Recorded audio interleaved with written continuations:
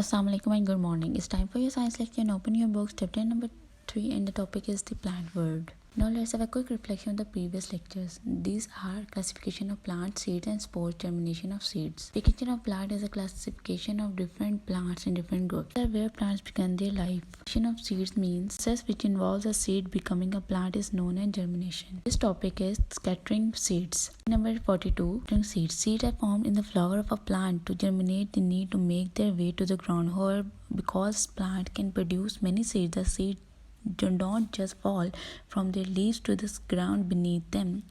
If this happened, there would not be enough space or nutrient for all the seed to grow into a new life. Wants every seed to have the best possible chance to survive, so seeds are scattered far and wide in several ways. Sometimes to make up the seeds determines how they are scattered. Some seeds are sticky, some have hook and spikes. This means that when animals, including humans, brush against them, they stick to the animal until they drop to the ground into a different place.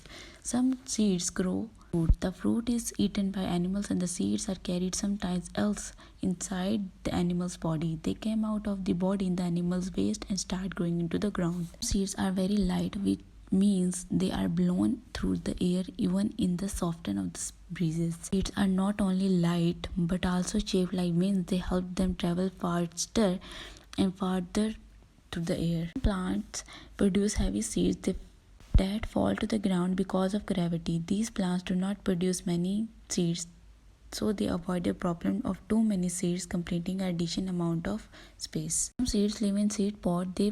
These pods burst suddenly and throw the seed out over a large area. Some seeds float on water and are then washed ashore. Then they start growing. A coconut is a seed. In fact, it is the largest seed in the plant kingdom. You know why they do have a lot of air inside them? It is so that they can float. Coconut often travel thousands or even thousands of kilometers on water until they need a new place to root. The hard shell protects them on the long journey. Going to the spores, some plants grow from spores rather than seeds. Spores are much simpler than seeds. Very small and very light. They are often found on the underside of leaves. These plants usually produce thousands or even millions of spores. This is because when the spores are released, they need and in ground quickly the right condition to germinate. It can wait for all the right conditions. Spores need them immediately. So the ground needs to damp and contain the right nutrients and the area need to have the right amount of light. Plants that produce spores do not wait until the plant or strong wind take them.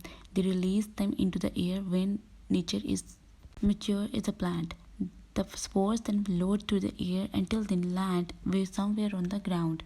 Not many spores become plants. Question, write down the first question, that is, different ways are seeds scattered, and the answer is the structure of seeds determines how they are scattered. They can be sticky, have hooks or spikes, be lighter, have shaped like wings. Some plants heavy seed which fall to the ground. Seed inside a fruit are extracted by animals and then start growing in the ground. Seed pods are thrown over a large area when the pod bursts. Next question is, what conditions are necessary for spores to germinate? Answer is damp ground, nutrient and area of sufficient light.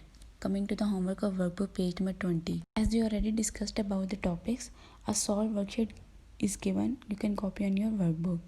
Good luck and see you in the next class. Allah Hafiz.